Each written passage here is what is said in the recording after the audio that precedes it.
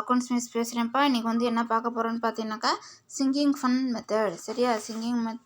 Fund மெத்தட்னா என்னன்னாக்கா ஈடு நிதி முறை அப்படிங்கிறாங்க. ஈடு நிதி முறை.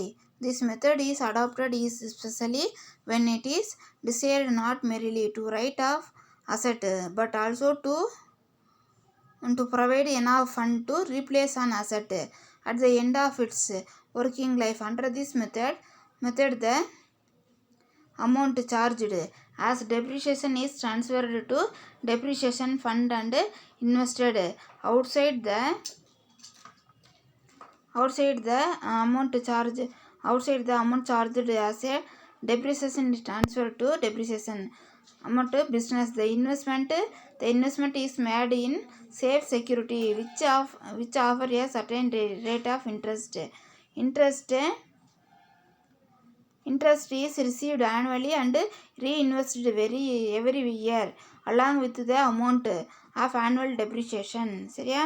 Annual depreciation and the expiry of the life of the asset. The investment are sold and the sale proceed are used for replacement of the asset. The method of depreciation is suitable for asset of higher value. சரியா? higher value.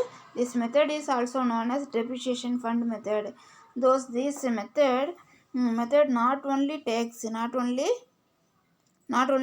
into account depreciation but also make provision for the replacement of the asset அப்படிங்கிறாங்க. சரியா? அதே மாதிரி ஈடு நிதி முறை. சொத்தின் பயனுள்ள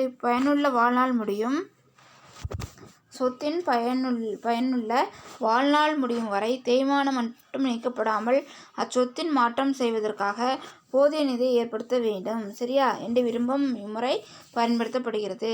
சொத்தின் பயனளிப்பு காலம். சரியா? வாழ்நாள் ஃபுல்லாக லைஃப் ஃபுல்லாக என்ன ஆகுது? தேய்மானம் நீக்காமல் அச்சொத்தினை மாற்றம் செய்வதற்காக போதிய நிதி ஏற்படுத்து. அந்த தேய்மானத்தை நம்ம கால்குலேட் பண்ணாமல் என்ன பண்ணுறோம்? அதுக்கு உண்டான ஃபுல் அமௌண்ட்டை அதுக்குண்டான மாற்றம் செய்வதற்காக அதை சேஞ்ச் பண்ணுறதுக்கு உண்டான அமௌண்ட்டை மட்டும் நம்ம என்ன பண்ணுறோன்னு சொல்லி பார்த்தீங்கன்னாக்கா நம்ம விருப்பப்படி என்ன பண்ணுறோம்? நம்ம அதை ரெடி பண்ணுறோம். போதிய நிதியை ஏற்படுத்த வேண்டும் என்ற விரும்பும் போது இம்முறை பயன்படுத்தப்படுகிறது. இம்முறையில் தேய்மான தொகையானது தேய்மான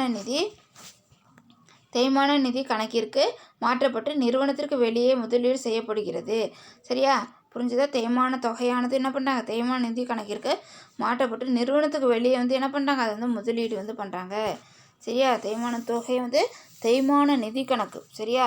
டெப்ரிசியேஷன் ஃபண்ட் அக்கௌண்ட்டுக்கு என்ன பண்ணுறாங்க? அதை மாற்றி அதை என்ன பண்ணுறாங்கன்னு பார்த்தீங்கன்னாக்கா எதில் இன்வெஸ்ட்மெண்ட் பண்ணுறாங்க? அதை அவுட் சைடு இன்வெஸ்ட் பண்ணுறாங்க. வெளியில் முதலீடு செய்யப்படுகிறது. ஒரு குறிப்பிட்ட வட்டியை ஈட்டி தரும் பாதுகாப்பான முதலீடு செய்யப்படுகிறது. ஒரு குறிப்பிட்ட இன்ட்ரெஸ்ட் என்ன ஆகுதுன்னு சொல்லி பார்த்தீங்கன்னாக்கா அதில் நம்மளுக்கு கிடைக்கிற மாதிரி என்ன பண்ணுறாங்கனாக்கா அதில் இன்வெஸ்ட்மெண்ட் பண்ணுறாங்க அப்படிங்கிறாங்க. சரியாப்பா? அதே மாதிரி ஒரு குறிப்பிட்ட வட்டியை ஈட்டி தரும் பாதுகாப்பு முதலீடு செய்யப்படுகிறது. தேய்மான தொகையோடு ஆண்டுதோறும் பெறப்பட்டு வட்டி ஆண்டுதோறும் திரும்ப முதலீடு செய்யப்படுகிறது. சரியா? தேய்மான தொகையோடு என்ன பண்ண ஆண்டுதோறும் வட்டி பெற்று ஆண்டுதோறும் திரும்ப முதலீடு செய்யப்படுகிறது. சரியா? தேய்மான தொகையோடு என்ன பண்ணுறாங்க? வருஷம் ஃபுல்லும் வட்டியை வாங்கிட்டு அந்த தொகையை திரும்ப இன்வெஸ்ட்மெண்ட் பண்ணுறாங்கங்கிறாங்க. அதேமாதிரி சொத்தின் வாழ்நாள் முடியும் போது முதலீடுகள் விற்கப்பட்டு புதிய சொத்தினை பெறுவதற்காக விற்பனை தொகையானது பயன்படுத்தப்படுகிறது. சரியா? என்ன பண்ணுறாங்கன்னு பார்த்தீங்கன்னா இந்த இதோட அமௌண்ட்டை என்ன பண்ணுறாங்க? ஆண்டுதோறும் பெறப்பட்டு வட்டி ஆண்டுதோறும் திரும்ப முதலீடு செய்யப்படுகிறது. சொத்தின் வாழ்நாள் முடியும் போது அதை சொத்தோட லைஃப் முடிய போகும்போது முதலீடுகள் விற்று என்ன பண்ண புதிய சொத்தை வாங்குறதுக்கு விற்பனை தொகை என்ன பண்ணிக்கிறாங்க? அவங்க பயன்படுத்திக்கிறாங்க. சரிப்பா? உயர்ந்த மதிப்புள்ள சொத்துக்களுக்கு இம்முறை பொருத்தமாக உள்ளது. அதேமாதிரி ஹை வேல்யூ இருக்கிறதுக்கு இது என்னவா இருக்குது? அது சூட்டபுளாக இருக்குது அப்படிங்கிறாங்க.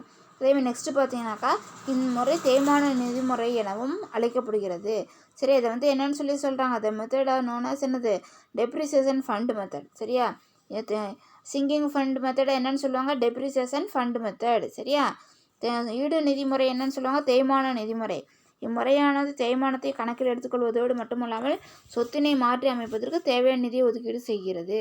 சரி, தேய்மானத்தை கணக்கில் எடுத்துக்காமல் எடுத்துக்கொள்வது மட்டுமல்லாமல் சொத்தினை மாற்றுறதுக்கு என்ன பண்ண தேவையான நிதி வந்து இது வந்து ஒதுக்கி வந்து கொடுக்குது. அதேமாதிரி நெக்ஸ்ட்டு பார்த்தீங்கன்னா இன்சூரன்ஸ் பாலிசி மெத்தட். சரியா, insurance policy method. Insurance policy மெத்தட்னு பார்த்தீங்கன்னா காப்பீட்டு முனைம முறை. Under this method, an insurance policy is taken for an amount equal to the cost of replacement of the asset. The amount of depreciation is paid by way of insurance premium every year to the insurance company on maturity of the policy. The policy amount is received from the insurance company and it is used for purchase of new asset அப்படிங்கிறாங்க. சரியாப்பா, காப்பீட்டு முனைவு முறை. இம்முறையில் சொத்தினை மாற்றுவதற்காக தேவைப்படும் தொகை அளவிற்கு காப்பீட்டு முனைவு செய்யப்படுகிறது. சரியா, இதில் வந்து சொத்தை வந்து மாற்றுறதுக்காக என்ன பண்ணுறாங்க, அது தேவைப்படும் சொத்தினை மாற்றுவதற்கு தேவைப்படும் எந்த அளவு நம்மளுக்கு வந்து அமௌண்ட் வந்து தேவையாக இருக்கோ அந்த அளவுக்கு என்ன பண்ணுறாங்க, அதை வந்து காப்பீடு வந்து பண்ணுறாங்க.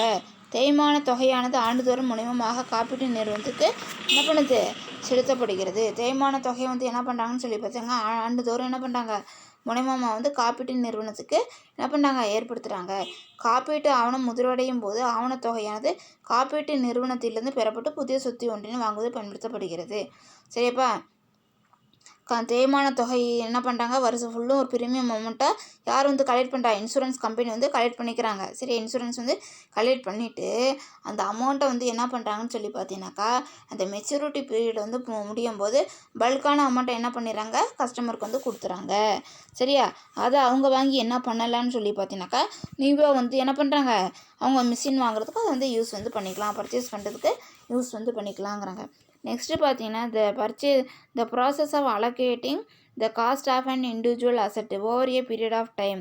சரியா, over period of time is called amortization. சரியா, என்ன சொல்கிறாங்கன்னு பார்த்தா ஒரு குறிப்பிட்ட காலத்திற்கு புலனாகாத சொத்துக்களின் அடக்க விலையை ஒதுக்கீடு செய்வது போக்கு எழுதுதல் என்று அழைக்கப்படுகிறது. சரியா, போக்கு எழுதுதல்னு வந்து சொல்கிறாங்க, அதை போக்கு எழுதுதல் என்று அழைக்கப்படுகிறது.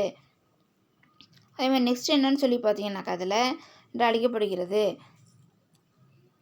மெத்தட் ஆஃப் என்னது, method of recording depreciation. There are two methods followed to record depreciation. Charging depreciation to asset account. அதேமாதிரி charging depreciation to provision for depreciation account. சரியா, தேய்மானத்தை சொத்து கணக்கிற்கு மாட்டுதல், தேய்மான ஒதுக்கீடு கணக்கிற்கு மாட்டுதல். சரியா, தேய்மானத்தை வந்து என்ன பண்ணுறாங்க, சொத்து கணக்கு அசெட் அக்கௌண்ட்டுக்கு என்ன பண்ணுறாங்க, டெப்ரிசியேஷனை எதுக்கு வந்து மாற்றுறாங்க, அசெட் அக்கௌண்ட்டுக்கு. அதேமாதிரி டெப்ரிசியேஷன் வந்து எந்த அக்கௌண்ட்டுக்கு மாற்றுறாங்க, ப்ரொவிஷன் ஃபார் டெப்ரிசியேஷன் அக்கௌண்ட்டு. சரியா, புரிஞ்சுதா, அதை வந்து மாற்றுறாங்க அப்படிங்கிறாங்க. அதேமாதிரி இங்கே வந்து என்ன பண்ணியிருக்காங்கன்னு பார்த்தீங்கன்னாக்கா ஜேர்னல் என்ட்ரி வந்து கொடுத்துருக்காங்க. என்னென்னு பார்க்கலாம். Charging depreciation to asset account. சரியா, தேய்மானத்தை சொத்து கணக்கிற்கு மாட்டுதல். சரியா, under this method at the end of every accounting period the amount of depreciation charged. சரியா, charged is debited to depreciation account and the amount of depreciation is credited to asset account. சரியா, asset account. Hence the asset appear in the balance sheet at it is depreciated value. சரியா, depreciation being revenue charge is transferred to profit and loss account. சரியா, profit and loss account அப்படிங்கிறாங்க. இம்முறையில் ஒவ்வொரு கணக்காண்டு முடிவிலும் தேய்மான தொகை தேய்மான கணக்கில் பற்று வைக்கப்படுகிறது. சரியா, இதில் வந்து என்ன பண்ணுறாங்கன்னு சொல்லி பார்த்தீங்கன்னா ஒவ்வொரு வருஷமும் என்ன பண்ணுறாங்க, தேய்மான தொகையை என்ன பண்ணாங்க, தேய்மான கணக்கில் என்ன பண்ணுறாங்க, பற்று வந்து வைக்கிறாங்க. சரியா, ஒவ்வொரு கணக்காண்டு முடிவுலையும். சரி, எண்டில் என்ன பண்ண, எவ்ரி இயர் எண்டில் வந்து என்ன பண்ணுறாங்க, தேய்மான தொகை வந்து தேய்மான கணக்கில் என்ன பண்ணுறாங்க, பற்று வந்து வைக்கிறாங்க. மேலும் அதே தொகை சொத்து கணக்கில் வர வைக்கப்படுகிறது. அதே அமௌண்ட் என்ன பண்ணுறாங்க, அதே மாதிரி அசட்டில் அக்கௌண்ட்டில் என்ன பண்ணாங்க, கிரெடிட் வந்து பண்ணாங்க.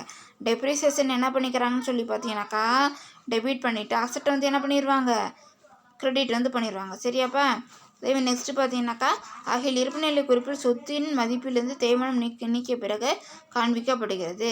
அதனால் பேலன்ஸ் ஷீட்டில் வந்து என்ன பண்ணுறாங்கன்னு சொல்லி பார்த்தீங்கன்னாக்கா என்ன பண்ணுறாங்க, பேலன்ஸ் ஷீட்டில் டெப்ரிசியேஷன் லெஸ் பண்ணி அதுக்கப்புறம் என்ன பண்ணுவாங்க, ஒரிஜினல் வேல்யூ வந்து காட்டுவாங்க.